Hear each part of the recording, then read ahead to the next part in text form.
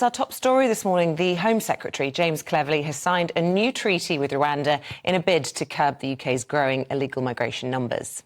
Well, the government has pressed ahead with its Rwanda plans, despite a Supreme Court ruling only last month saying it was unlawful.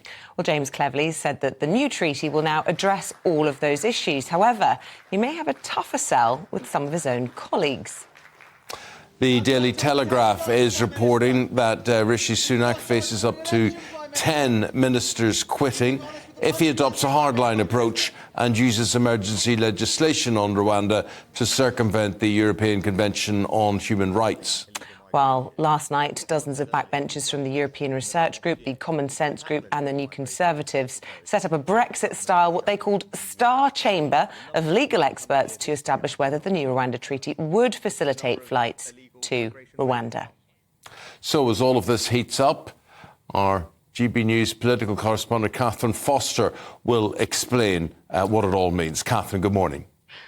Yes, so Rishi Sunak, the Prime Minister, and Home Secretary James Cleverly trying to tread a really fine line here. We've seen lots of arguments going on, resignation threats from all the different wings of the Conservative Party. But the new Home Secretary, James Cleverly, speaking in Kigali yesterday, where they signed this new treaty with Rwanda, is sounding optimistic. Let's have a little look at what he had to say. I see no reasons why there should be any more impairments to doing the right thing to break the business model of these people smuggling gangs and for the humane and professional treatment of refugees that Rwanda is offering. So sounding optimistic there, but will it work? Let's have a little look at some of the details of this treaty. Pardon me. First of all, this is the crucial part. It gives a guarantee that people relocated to Rwanda will not be sent on to a third country, either their own home country where they came from, where they may be potentially at risk, or another country. There's one exception to that, which is the United Kingdom.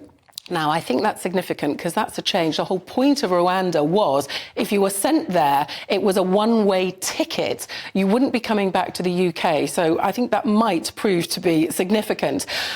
Also, a new appeal body is being set up, British and Commonwealth judges within the Rwanda High Court to deal with exceptional cases. And then the other point, an independent monitoring committee, their work is going to be enhanced. UK experts will be going out to help process asylum claims. So this is one part of the government's attempt to get flights going after the Supreme Court blocked them. The other part is going to be legislation which we're expecting to be brought before Parliament in the coming days. So let's see what happens. But I think worth bearing in mind that £140 million has already been given to Rwanda to date. We've sent 3 different Home Secretaries and not a single illegal migrant. And the previous Home Secretary, Suella Braverman, said it was her dream to see a flight of people take off to Rwanda. Will it ever become a reality? Back to you, Eamon and Isabel.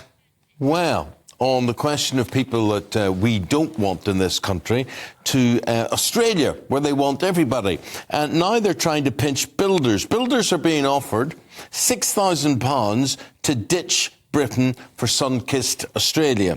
The Aussies have already hired thousands of British doctors, nurses, police officers and brought them to their shores. And now the Western Australian Minister for Planning is heading to Britain this week to recruit builders. And you get £6,000 for going. There'll be nobody left here. But isn't it strange? We don't want anybody and they want everybody. They see the value of people with skills and all that sort of thing.